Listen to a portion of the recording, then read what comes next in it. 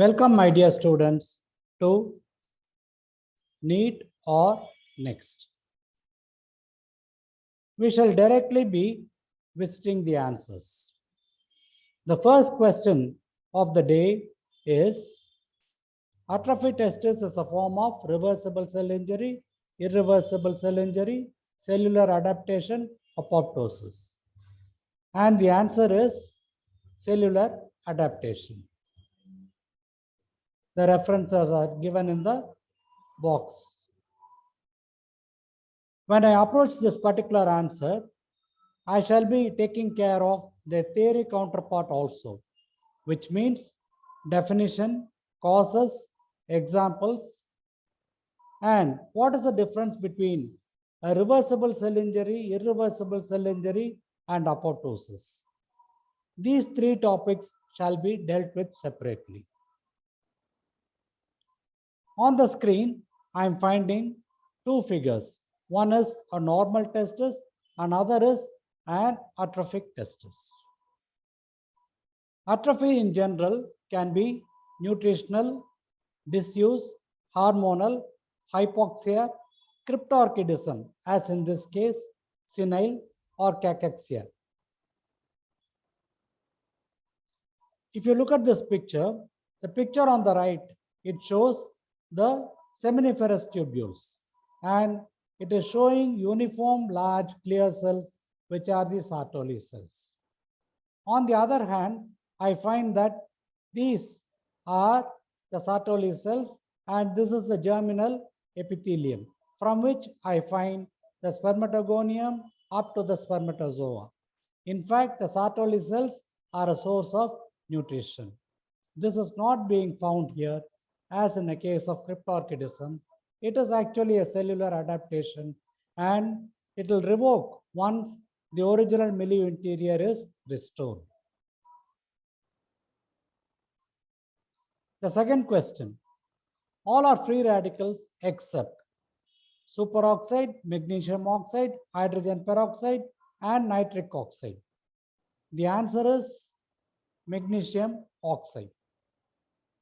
On the right side is the list provided by Robbins, and he includes peroxynitrite also.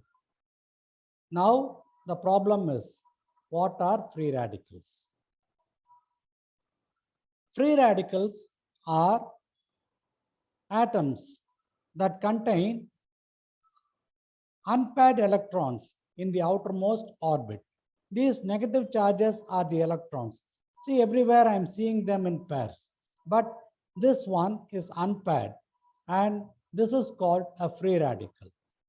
When an antioxidant is applied onto it, it nullifies it, and against the unpaired electron becomes a paired electron.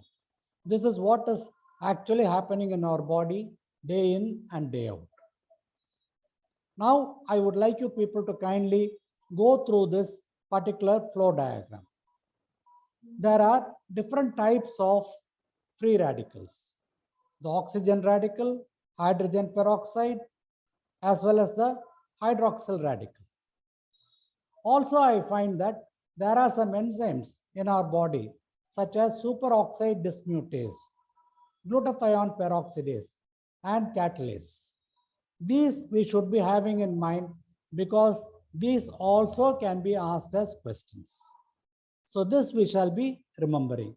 Fenton reaction is another one. We shall be revisiting it at a later date. Now, what is the problem with the free radicals? I told you that they are being produced constantly. They can damage the various organs in our body, leading to the changes. Blood vessels, atherosclerosis; brain, epilepsy or stroke; heart, a myocardial infarction; joints, a rheumatoid arthritis; skin, dermatitis, psoriasis, scleroderma; other organs, diabetes, cancer, aging; eyes, cataract; lungs, bronchial asthma and cystic fibrosis. These are all the effects of free radicals. We shall just have them at the corner of our mind. We will be using it at a later date to our advantage. And that completes the second question and answer.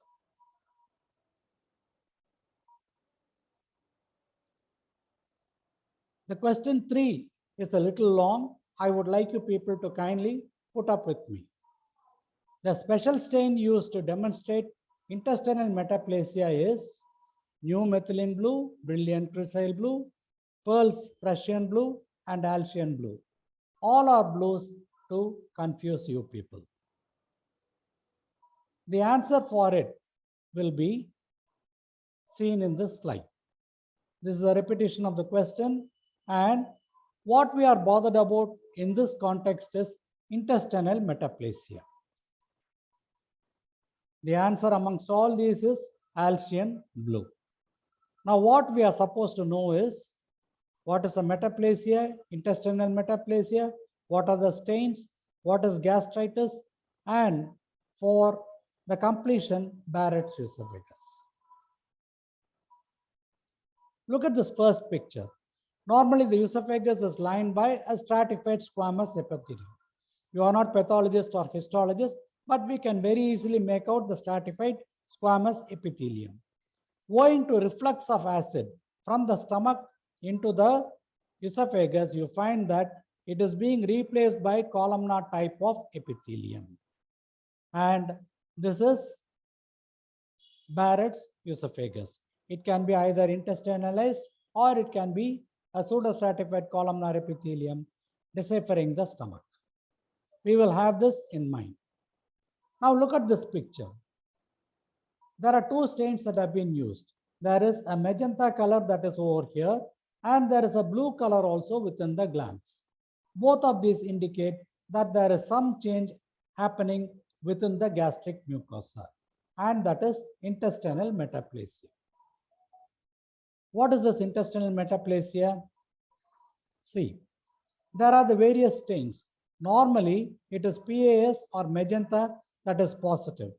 But sometimes you find another stain, Alcian blue, as I showed in the previous picture, takes up the positivity. And the mucins of the stomach can be, or intestine can be divided into xylomucins and sulfomucins. We people should be familiar with the stains for mucin. Look at this particular picture. There is a pure blue color that has been taken up. The cells are goblet cells. So it is a type of intestinal metaplasia positive for Alcian blue. Whereas in this case, I am finding a blue color as well as a magenta color. So it is a combined positivity for Alcian blue and PAS, periodic acid shift. And normally, the metaplasia can be divided into small intestinal metaplasia, large intestinal metaplasia. It can be complete, it can be incomplete. These things we should have in mind. And what are all the associated disorders? Chronic atrophic gastritis, Helicobacter associated gastritis, and gastric cancer. This is a table to show the types of mucin. So this is the site where it is, the metaplasia, this is the mucin, and this is the stain that is taking it up. I would like you people to kindly go through it. The next question is an X-ray in a judgment of Solomon position is used in the diagnosis of Hirschsprung's megacolon, imperforatenous, toxic megacolon, Meckel's diverticulum. This is not much of a pathology question. Out of academic interest and the overlap, I had shown you this. This is the story of the judgment of Solomon. You people might have heard of it. There is a child to which two mothers claim the ownership. And Solomon, in order to make a judgment, orders that half a child be given to each and the child be cut into two. Spontaneously, one mother said, let the child be with the other lady. And he decided that was the original mother and gave the child to her. That is the story of the judgment of Solomon position. Now, what we are seeing in this X-ray is the child is being held upside down. And this is the air pocket that I am seeing. But it is not able to go beyond. This X-ray can be repeated twice or thrice at different occasions. And we find that the air is trapped owing to an imperforate anus. The answer to this question is imperforate anus, and this is the judgment of Solomon position. Also, there is one related answer that is called the megacolon. So in this, I am finding a distended part of the colon and a constricted part of the colon. When we get the specimen, this is how it appears. One part of the colon is distended, another part is constricted, quite firm in consistency, and you must remember that it is from an infant. And when we study it histologically, normally I am able to see these large cells are all ganglion cells, which help in the peristalsis. These will normally be present between the inner muscular and outer longitudinal muscles. But these are absent in the case of Hirschsprung's megacolon, and hence we get this diversion or the distension. I would like this particular area to be removed so that it is a surgical treatment. The thought for the day is, the first question, I would like you people to kindly go through the entire panel of references, and the benefactors will be given in this list. And these are the answers as a summary. Kindly go through it. To be continued on day 2.